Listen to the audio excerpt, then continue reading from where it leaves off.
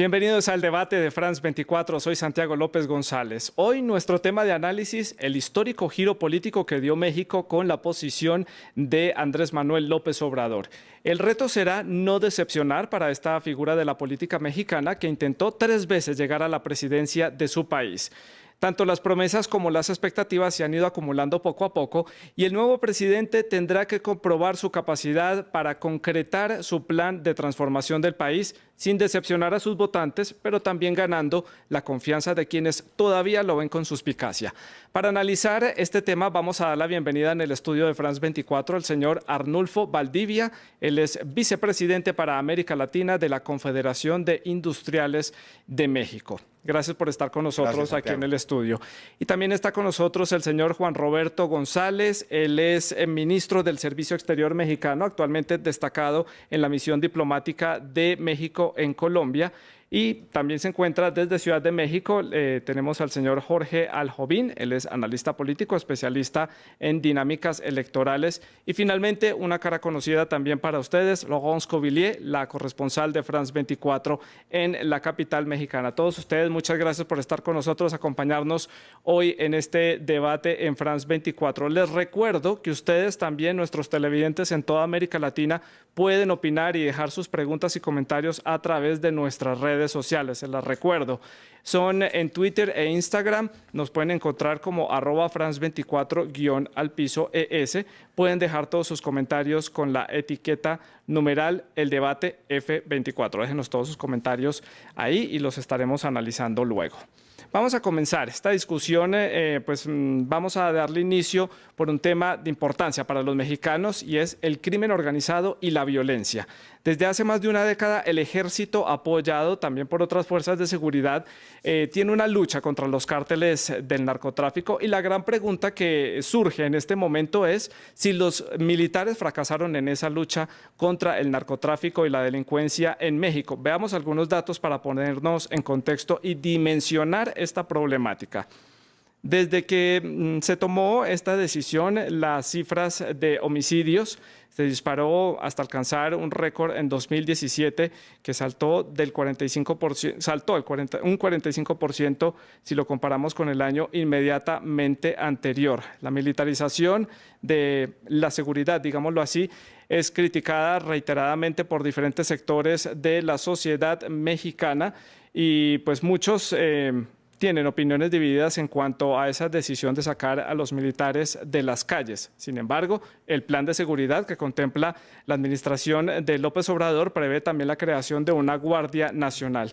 Quiero comenzar con Laurence Covillier, nuestra corresponsal en la capital mexicana, preguntándole cómo se ha visto este tema para los ciudadanos de a pie en la capital mexicana. Pues más que nada se ha visto como una vuelta en U de parte del nuevo presidente que había en un inicio prometido sacar al ejército de las calles. Luego hubo muchas críticas de parte de él en cuanto a ciertas acciones de los soldados. Por ejemplo, el año pasado cuando 12 civiles murieron por disparos desde un helicóptero militar, había habido vivas críticas de parte de Andrés Manuel López Obrador, que había prometido que nunca iba a usar al ejército para tareas de seguridad interior. Más que nada, la postura del nuevo presidente es de decir que las fuerzas del orden han sido usadas más para contrarrestar los capos, o sea, para detener a los capos del narcotráfico y no para proteger al pueblo. Y es lo que se propone hacer con esta Guardia Nacional, pero es cierto que hubo ciertos malabares retóricos de su parte para justificar este cambio de postura frente al papel del ejército. Laurence, muchas gracias por su contexto desde la capital mexicana. Nosotros vamos a hacer una primera pausa aquí en el debate. Vamos a dar un vistazo a los titulares destacados de esta hora en France 24 y ya regresamos con el debate.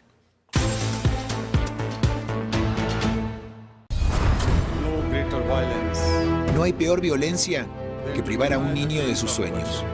En India, un niño desaparece cada 8 minutos. Serían secuestrados por diferentes mafias que los emplearían como trabajadores o esclavos sexuales. Por toda esta generación perdida, una esperanza. El ganador del Premio Nobel de la Paz, Kailash Satyarthi y sus equipos. Tengo un solo objetivo en mi vida. Quiero que cada niño sea libre para ser niño. Libre para reír y llorar. Libre de muchas cosas. Libre para tener una infancia. Su Asociación de Protección Infantil está tratando de salvar a estos niños desaparecidos.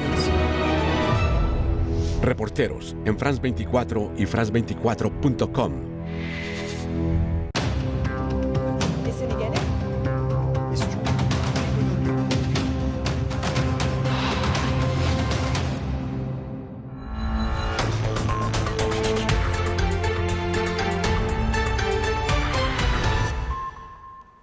Buenos días, bienvenidos a este avance de noticias en France 24. El primer ministro francés, Édouard Philippe, dijo que 89.000 miembros de las fuerzas de seguridad se desplegarán en todo el país mañana sábado, incluidos 8.000 en París, donde también habrá vehículos blindados en las calles. La decisión del gobierno francés se produce para hacer frente al movimiento denominado Chalecos Amarillos, que protestaban en un principio contra el alza en los precios del combustible, algo que ya ha sido aplazado indefinidamente por el Ejecutivo. En Alemania hay expectativa al interior de la Unión Cristiano-Demócrata, el partido de centro-derecha que ha liderado la canciller Angela Merkel desde el año 2000. Hoy se elegirá a la persona que le sucederá en el cargo. La elección podría ser crucial para definir el futuro político del país.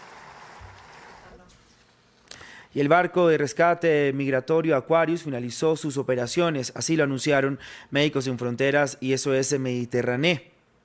Las dos ONG que operaban la embarcación dicen que se vieron obligados a terminar operaciones debido a obstrucciones por parte de gobiernos europeos. Aquarius ha salvado a miles de migrantes de ahogarse en el mar Mediterráneo.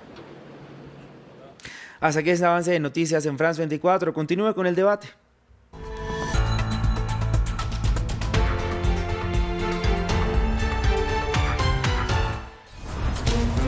De la Patagonia al Canadá. Toda la actualidad política, económica, cultural y social del continente americano. Aquí América, con Natalia Cabrera, en France 24 y France24.com. Soy Juan Pupiales, periodista y cronista deportivo de France 24 en español.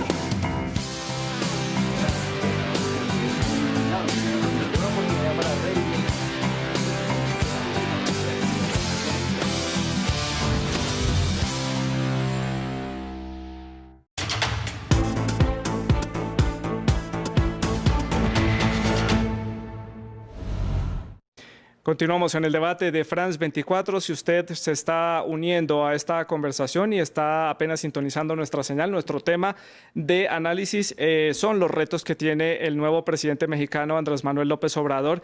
Y estamos conversando con el señor Juan Roberto González. Nuestro tema de inicio es el tema de la seguridad y esta propuesta que ha hecho el nuevo presidente mexicano de crear una Guardia Nacional. ¿Su opinión al respecto?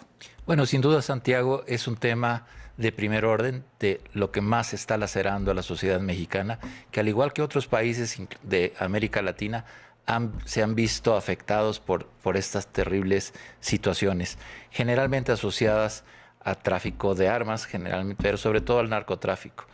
El cómo se enfrentan, llevamos decenas de años intentando diversos caminos, tratando que cada uno de nuestros países pueda aportar algo al problema, pero lo que sin duda hoy en día podemos señalar con toda claridad es el efecto transnacional y que un solo país no será capaz de contrarrestar esta violencia. Más, menos en diferentes épocas, pero sobre todo es un fenómeno que, como lo hemos venido enfrentando, pareciera que no hemos encontrado esa solución. Usted mencionaba muy bien que uno de los principales retos de esta nueva administración en México es cómo hacer frente a algo que en los últimos años, pero más de 10 años, ha lastimado tanto a esa sociedad. Un país con 32 estados que no tiene una policía nacional, que tiene más de 2.000 corporaciones policíacas. Si no hay una mínima coordinación, pareciera que esta tarea de enfrentar a un crimen cada vez más organizado, cada vez más poderoso y transnacional, ameritaría nuevos caminos. Esta propuesta no gusta en muchas partes de México, pero pienso que demos esa oportunidad, aportemos ideas y seamos constructivos pensando primero que México tiene que salir de ese problema, pero no sin la ayuda también del exterior. ¿Y qué piensan los empresarios de este tema? ¿Da un parte de tranquilidad la creación de esta posible Guardia Nacional para garantizar seguridad y sobre todo combatir el narcotráfico y los cárteles que quedan aún en los estados del norte? Gracias, Santiago. Sí, mira, curiosamente los empresarios fuimos quienes desde el principio, desde el anuncio de esta nueva estrategia, apoyamos, y eso está públicamente escrito en todas las redes sociales. Todos los empresarios, los gremios empresariales apoyamos el nuevo plan de seguridad.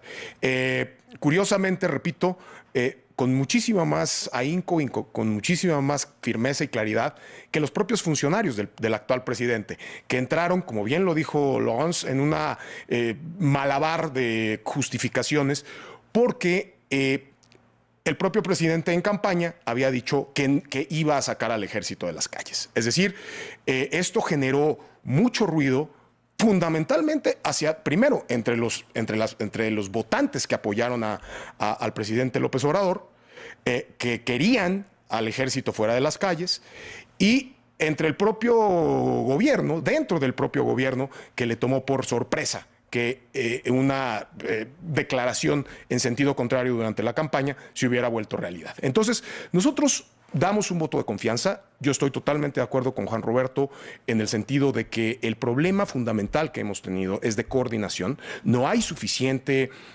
homologación en la capacitación, en los sueldos, en las capacidades técnicas, en las capacidades de armamento entre las diferentes corporaciones, las 32 estatales, las 2.000, más de 2.000 municipales, 2.400 y tantas, y la federal, el Ejército y la Marina. La creación de la Guardia Nacional, en suma, para nosotros es una posibilidad a la que le damos nuestro apoyo, le damos nuestro voto de confianza y esperamos que funcione.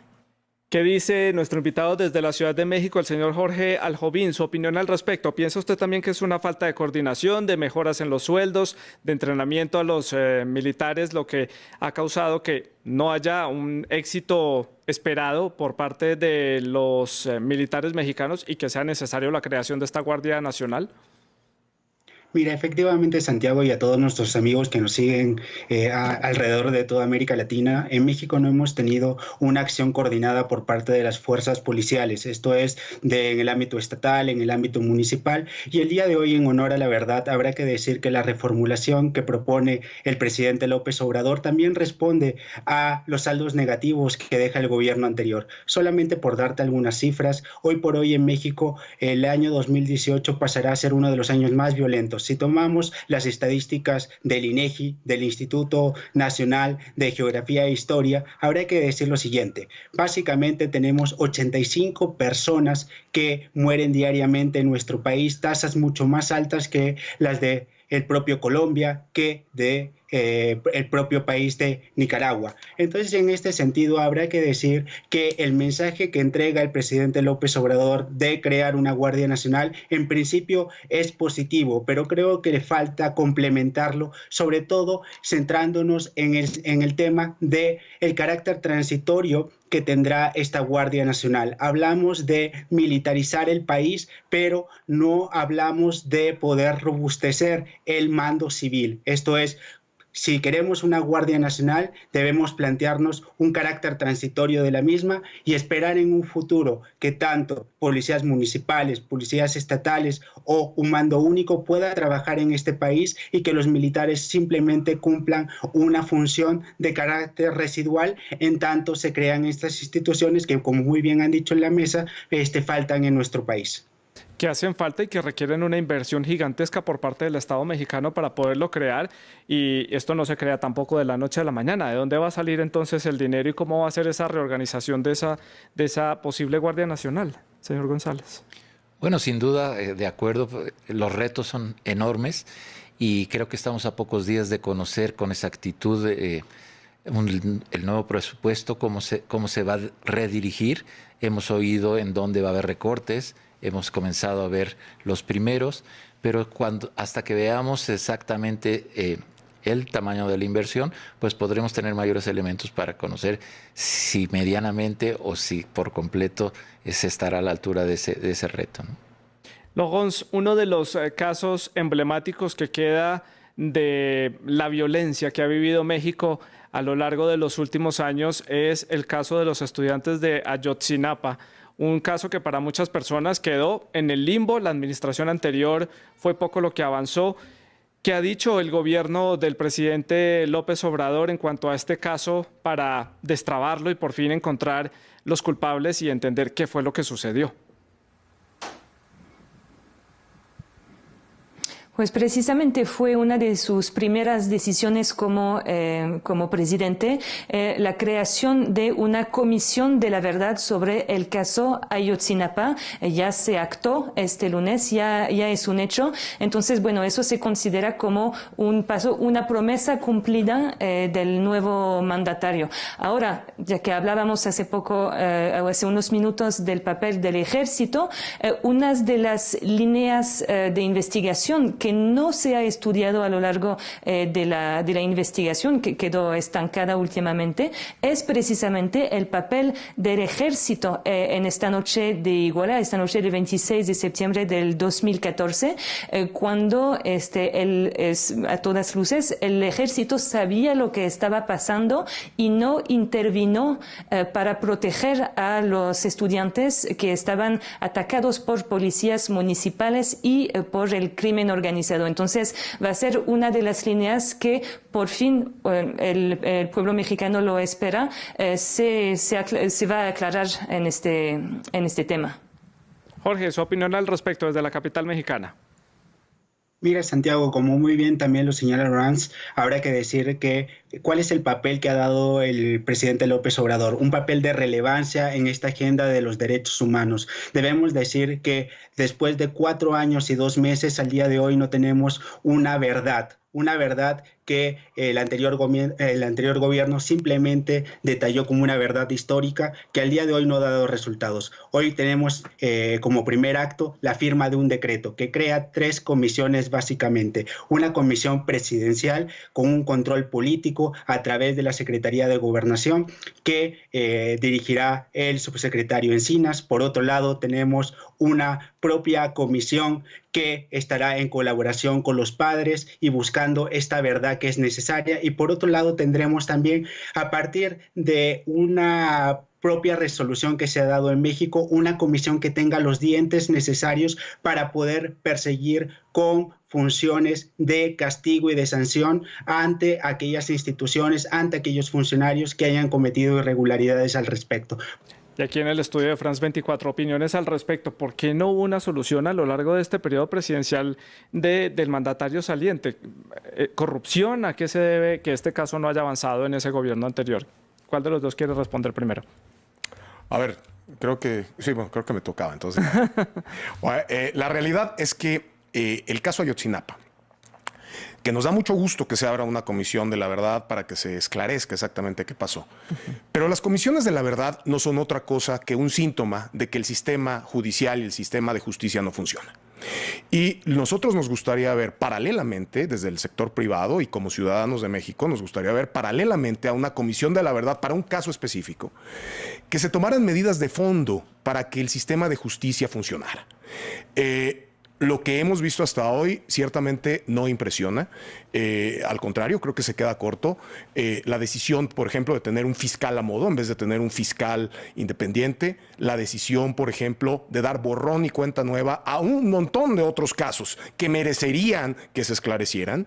Y quisiéramos ver, por supuesto, un poder judicial no amenazado por un poder ejecutivo, así sea de manera explícita como ha sucedido. Entonces, sí, por supuesto, nos da mucho gusto que un caso como el de Ayotzinapa se vuelva a abrir y que se consideren todas las hipótesis, todas, no solo las que involucran al ejército, y por supuesto también que se fortaleciera el sistema de justicia en México.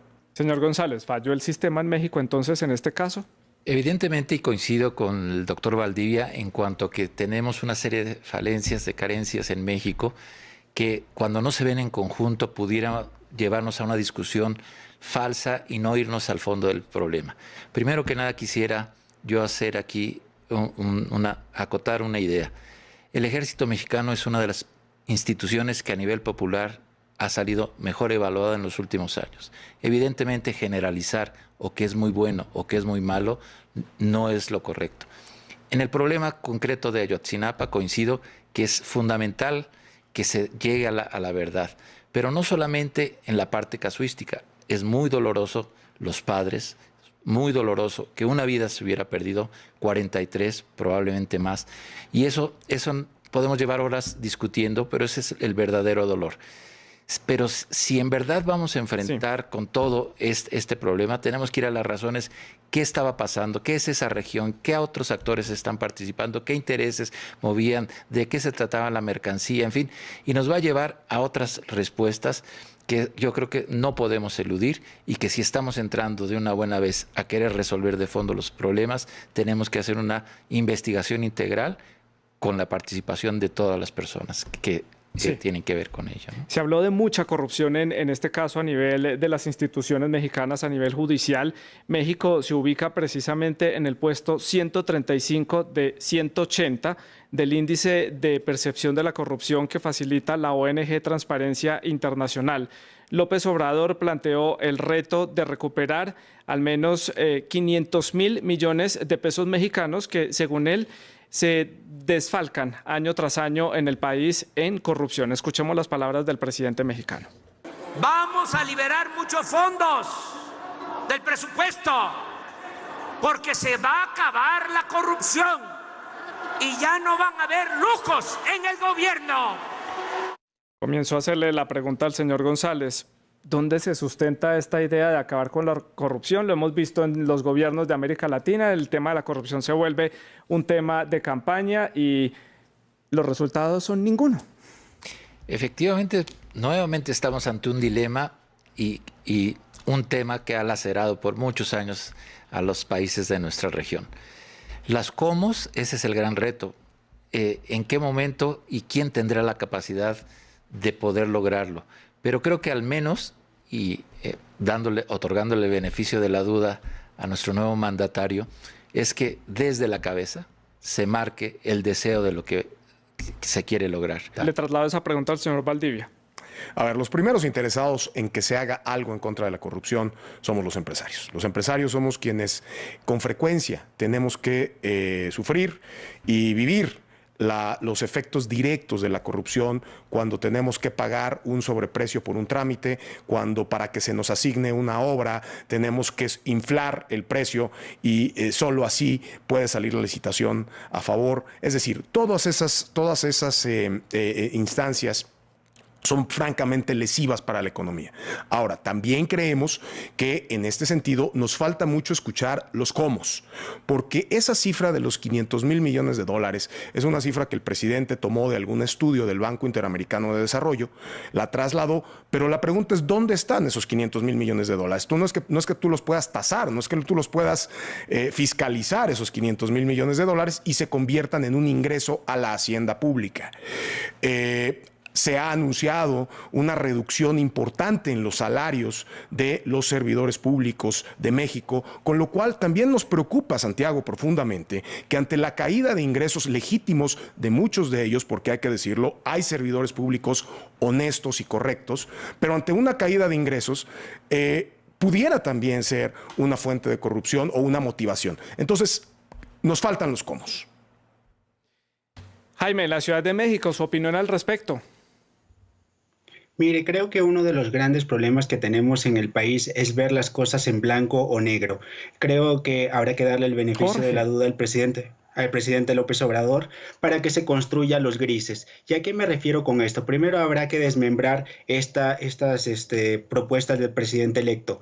Por un lado, tenemos tenemos una ley de austeridad, de reducción de los salarios de los servidores públicos, lo cual da un mensaje político adecuado, donde en el régimen anterior no se hizo nada al respecto, y hoy por hoy también tenemos que pasar a cómo llevamos a cabo esas acciones, cómo lo traducimos en papel, cómo la gente lo verá. Por ejemplo, habrá que destacar también dentro de esta propia discusión las compras consolidadas que propone el gobierno de la República, que es un pequeño Amazon, déjeme decirlo así, de la contratación pública, que creo que son señales donde vamos hacia adelante, y por tanto tendremos que ver cómo se irá dando esto a partir de no solamente de una voluntad de una persona, del presidente de la República, sino que deberá demostrar que hay una consolidación de las instituciones en nuestro país. Gracias, Jorge. Desde la Ciudad de México le pregunto a Lo Gonzo, nuestra corresponsal permanente en la capital mexicana. También ha levantado críticas a este nuevo gobierno, ese posible indulto que han mencionado algunas personas que han sido llevadas a prisión por casos de corrupción. ¿Qué opinan los ciudadanos? ¿Qué dicen allí los mexicanos de a pie? Bueno, fue otro de los malabares retóricos del nuevo presidente, y entre otras ocasiones en su propio discurso de toma de protesta, el prometer la impunidad y el fin de la corrupción, y a la vez perdonar a los ex funcionarios, hacer tabula rasa del pasado. Eso sí, creo que podemos decir que es un primer choque entre los seguidores de Andrés Manuel López Obrador y el nuevo presidente. No forma parte de sus medidas las más populares. Jorge, sobre esta decisión que tiene el mandatario de hacer consultas para preguntarles a los ciudadanos sobre temas puntuales, ¿transparencia democrática o populismo?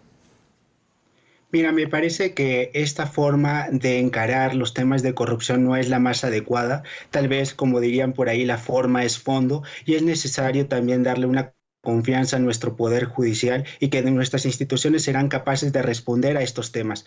Creo que más bien pasar de un gobernante de las altas esferas a un gobernante de la plaza pública no se debe de confundir con quitar autonomía, de quitar facultades a las instituciones en nuestro país. Por tanto, yo iría más bien por la necesidad de no hacer una cacería de brujas, pero sí llevar a cabo procesos donde la impunidad no pague más en este país. Tengo que pasar a hablar ahora del tema económico. Quiero preguntarle al señor Valdivia, aquí en el estudio de France 24, se ha hablado y se ha especulado mucho sobre un cambio de la política económica del país en esta nueva administración. Ustedes, desde los industriales, desde los empresarios, ¿cómo han tomado estas posibles especulaciones sobre un cambio de la política del país y sobre ese distanciamiento que ha marcado él hasta cierto punto con gobiernos importantes como por ejemplo Estados Unidos y Canadá, que son muy importantes para la industria mexicana? A ver, nosotros lo que hemos percibido es una serie de señales muy mezcladas que vienen primero, y hay que diferenciar claramente que mucho de lo que ha venido sucediendo recientemente en el país tiene que ver con decisiones del Congreso. Vemos un Congreso en donde se proponen leyes absolutamente descabelladas, absolutamente contrarias a cualquier lógica de desarrollo económico. Y que sin embargo, si esas leyes se hubieran propuesto en un Congreso pues, de minoría de estos personajes, pues de quienes lo proponen, quiero decir, pues no habría problema. Pero el caso es que tienen la mayoría. Las señales que eso ha mandado al mercado han sido terribles. No es secreto para nadie que la Bolsa Mexicana de Valores en los últimos 2 meses ha retrocedido a niveles de casi 5, 6 o 7 años, que el peso también se ha devaluado de manera importante y los mercados no han reaccionado de manera adecuada a o más bien han reaccionado en consecuencia con una serie de medidas absolutamente irresponsables. Por el otro lado, tenemos la seguridad o las seguridades por parte de la administración, del presidente y de su equipo, de que solo se tomarán las medidas que puedan consensuarse, que puedan caminarse y acompañarse por parte del sector privado. ¿Para qué? generando una mejor y mayor distribución de la riqueza en el país para atacar el problema grave que nosotros reconocemos de pobreza en México, se puedan llevar adelante. Eso desde el lado de los industriales, pero hay otro sector que son 2.3 millones de campesinos que hacen parte del agro mexicano, que es el gran olvidado de la industria mexicana. Señor González, ¿cuál va a ser el manejo que se le va a dar entonces a ese sector? Bueno, primero que nada, coincido mucho con el doctor Valdivia de la importancia de tener certidumbre y creo que estamos en estos primeros días en donde requeriremos mayor precisión. También entender el conglomerado de movimientos y partidos que conforman el partido Morena y cuyas voces han provocado algunas situaciones de crisis, pero que rápidamente han sido atajadas por el propio presidente y su equipo cercano. Sin embargo, necesitamos más certidumbre. Efectivamente, la parte del agro mexicano es una de las deudas históricas del sistema económico mexicano y confiando en las palabras del propio presidente en el sentido de que es un gobierno para los pobres, para los olvidados, estaremos esperando en breve pues ya medidas concretas que ataquen ese problema. Quisiera también, si me lo permite, de manera rápida, el comentario que señalaba Santiago sobre que nos ha llevado con problemas a Estados Unidos y Canadá. Curiosamente, la relación con el presidente Trump y el presidente López Obrador luce esperanzadora.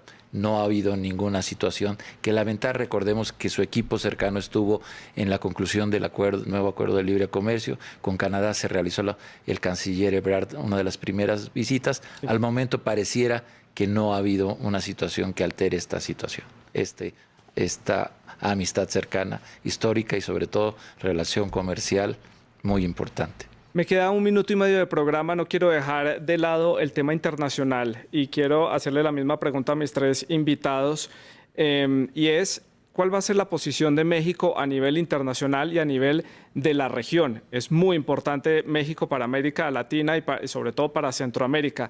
Y no puedo dejar de lado el tema migratorio, por supuesto, y el muro con Estados Unidos en la frontera. Comienzo por el señor Valdivia, que me cuente su opinión al respecto para concluir y cerrar el programa. A ver, en muy pocas palabras, migración, creemos efectivamente que debe haber un gran acuerdo migratorio desde Canadá hasta Centroamérica, en donde México juegue un papel central que transforme esta zona de drama en una zona de desarrollo compartido. En el tema, por supuesto, internacional, que seguramente tiene que ver directamente con la relación con los países del ALBA, con Venezuela, con Bolivia. Creemos nosotros, por lo que se ha dicho, que se regresará a un estado de libre determinación de los pueblos, la política tradicional mexicana que creíamos nosotros tenía una interpretación sin dejar al lado los principios, se había interpretado diferente en los últimos gobiernos. Creemos que habrá un viraje hacia una política mucho más del estilo de los años 60 en México y bueno, pues iremos viendo cuáles realmente las medidas concretas.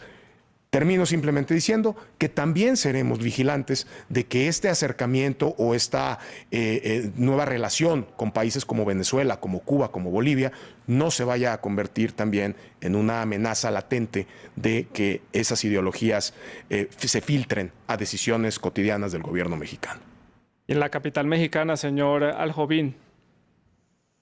Hoy por hoy requerimos en política migratoria un papel de México no como simple espectador. Es necesario también que México tome un papel activo dentro de la región, donde las políticas migratorias no solamente miren hacia el norte, sino también miren hacia el sur y nos vayamos centrando en estos procesos de desintegración democrática.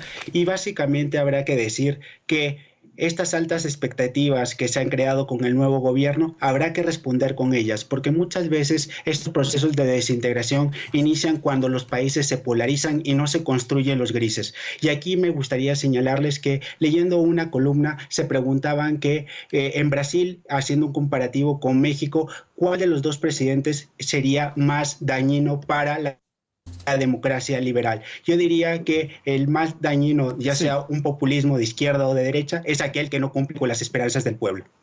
¿Y usted, señor González, que hace parte del gobierno mexicano? Bueno, sin duda el tema migratorio no de ahora, sino de tiempo atrás, es fundamental en nuestros países, en la región. Recordemos que México ha sido un actor principal de la Convención Internacional de Naciones Unidas que toca el tema. Recordemos que nosotros mismos tenemos las características de ser un país expulsor de migrantes, receptor de migrantes, de tránsito de migrantes y ya de regreso de migrantes. Ocupamos todos esos fenómenos. Y me gustaría subrayar, porque a lo mejor pasó desapercibido por la serie de actividades que sucedieron el sábado, que es justamente después del almuerzo de toma de posesión, como uno de sus primeros actos fue la firma, junto con el presidente de El Salvador, de Guatemala y de Honduras, de un acuerdo integral de desarrollo que trata de hacer ver la importancia de desarrollar una zona económica entre estos países, pero también con la ayuda de nuestros socios Estados Unidos y Canadá. Ahí está marcada la importancia. Respecto al muro, nada más reiterar que no creemos en él, no estamos de acuerdo con él y por supuesto no se pagará un peso en él. Pues se nos acaba el tiempo aquí en el debate de France 24. Quiero agradecer a nuestros invitados en este debate, en este episodio de análisis sobre el futuro del gobierno del nuevo presidente de México, Andrés Manuel López Obrador. Muchas gracias por haber estado con nosotros. Gracias. Gracias.